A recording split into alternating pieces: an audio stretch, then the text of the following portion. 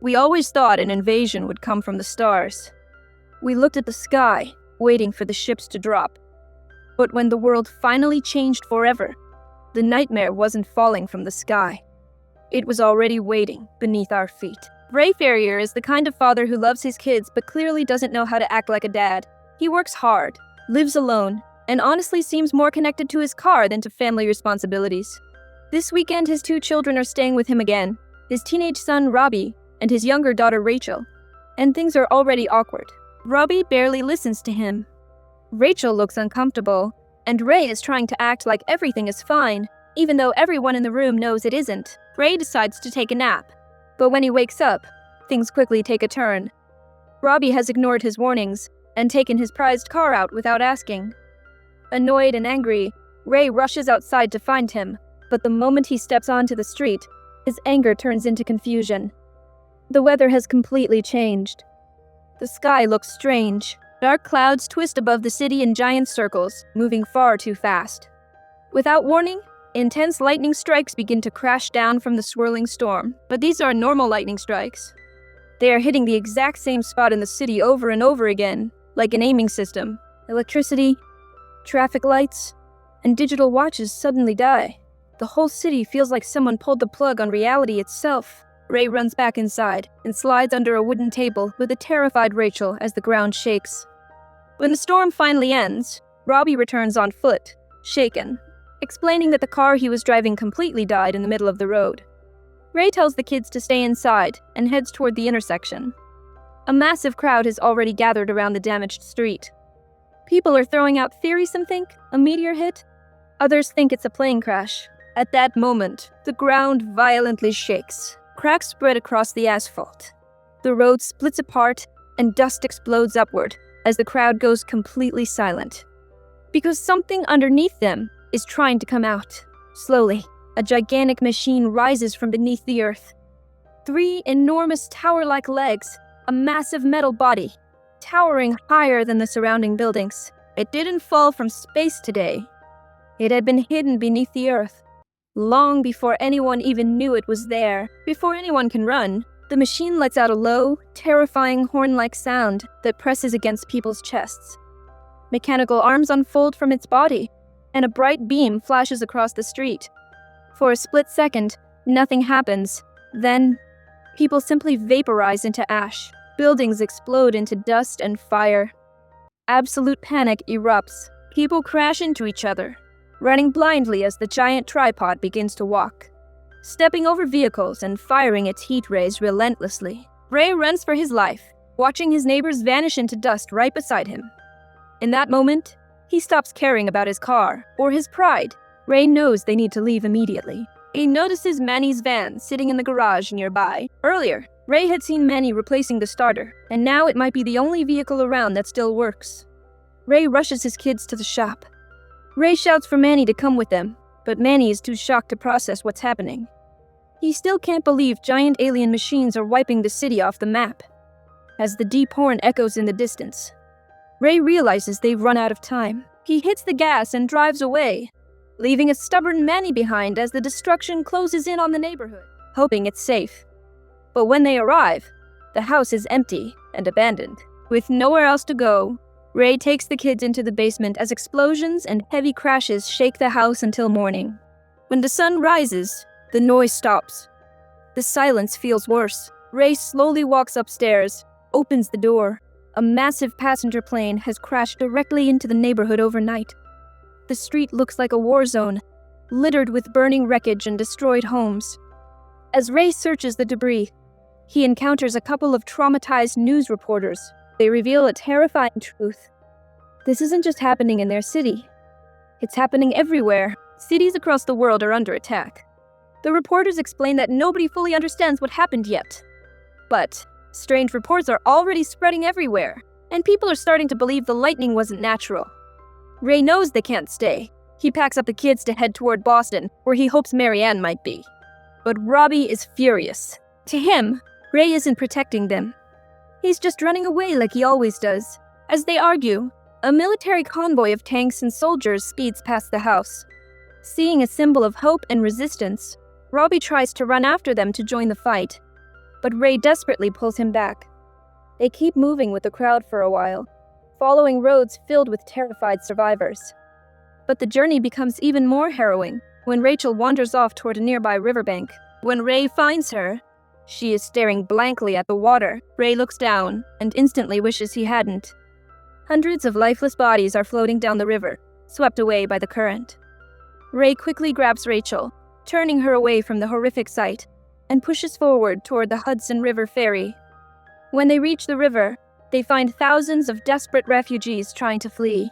The crowd is frantic, and the moment they spot Ray's working van, survival instinct completely replaces humanity. People surround the vehicle, screaming, smashing windows, and dragging Ray and the kids out. A man pulls a gun, and Ray is forced to abandon the vehicle to protect his family.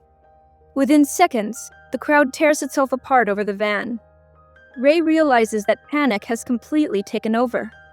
Nobody is thinking anymore. They just want to survive.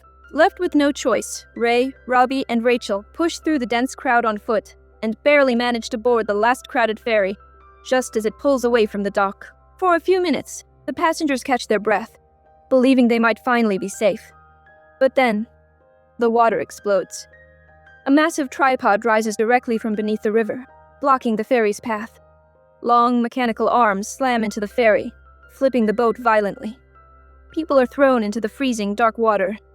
Ray loses his grip, watching Rachel and Robbie vanish into the chaos. He swims desperately through the panicked crowd and floating debris, and by some miracle, manages to pull both of his children safely to the opposite shore. As they crawl onto land, they follow a massive wave of survivors moving up a hill.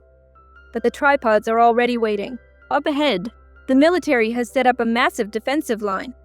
Tanks are firing, helicopters are sweeping the sky, and missiles are launching all at once. Robbie stares at the battle with wide eyes, filled with a sudden, angry desire to fight back. "They can stop them," he cries. But as the missiles hit the tripods, they simply explode against invisible shields. The alien machines are entirely uninjured. The military line begins to collapse into smoke and fire, and soldiers start retreating. Robbie refuses to run any longer. Years of pent-up anger and frustration pour out as he breaks away from Ray's grip, running over the hill straight into the burning battlefield to help the soldiers. Ray tries to chase him, but Rachel is being left behind, crying and terrified. Caught in a horrific choice between his two children, Ray is forced to let Robbie go. He watches his son disappear into the wall of fire, turns around and grabs Rachel, running blindly for survival. A moment later, a stranger yells at Ray from a nearby farmhouse. Surround them. But the relief is short-lived. Harlan is clearly traumatized, his mind stretched too far by the apocalypse. He sits in the corner, gripping a shotgun and an axe, and a long mechanical eye on a flexible probe slides down into the room. Ray quickly hides Rachel and Harlan in the shadows. The mechanical eye snakes through the dark basement, scanning the room. Harlan, panicking, tries to move to attack it, but he clumsily bumps into a stack of wood. Ray and Harlan duck behind a large mirror. The probe pauses near the mirror for a moment, then slowly moves away, finally losing interest and retracting back upstairs. Shortly after, a group of actual alien creatures descend into the house to explore.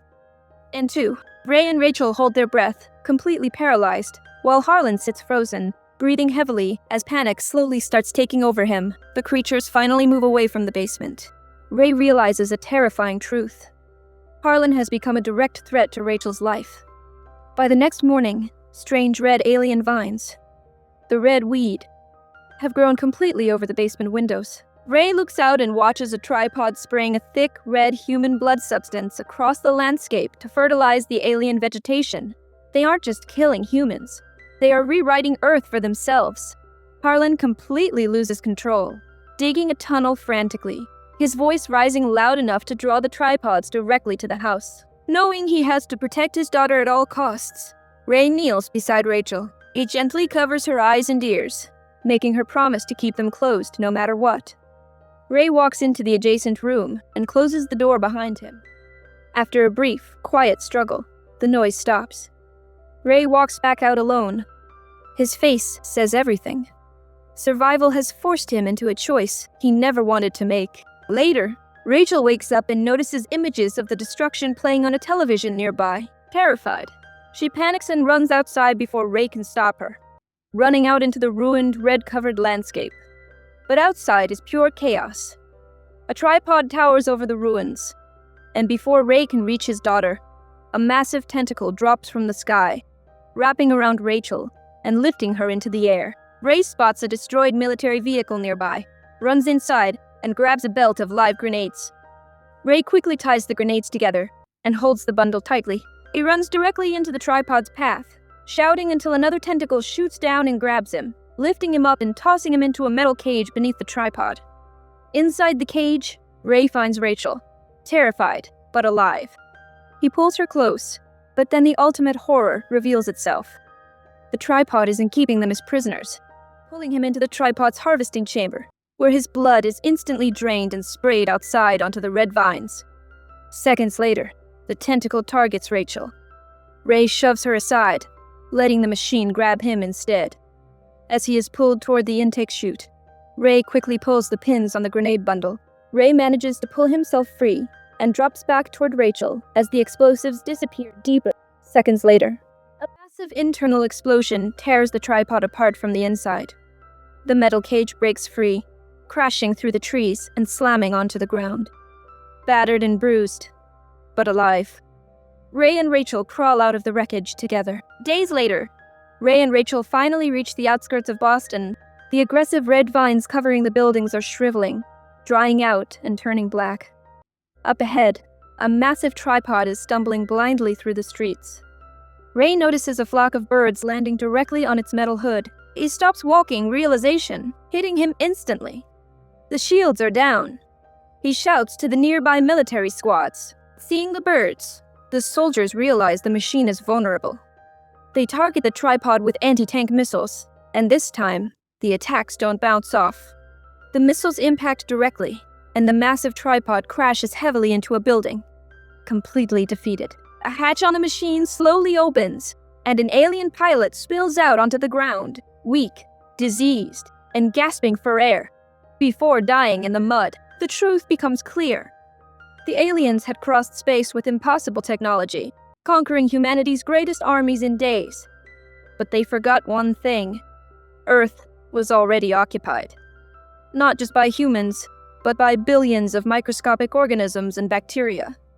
Over thousands of years, humanity had earned its right to survive alongside them. Finally arriving at Mary Ann's parents' house. He walks up the steps as the door opens, and Mary Ann rushes out to embrace Rachel. Ray stands back, exhausted, emotionally spent, and completely alone on the steps. But then, the door opens wider. Robbie is standing on the porch. Ray doesn't say a word. He just steps forward and holds his son close. The aliens crossed space to conquer Earth. But in the end, Earth fought back, and after losing almost everything, Ray finally got back the one thing he had been fighting for all along.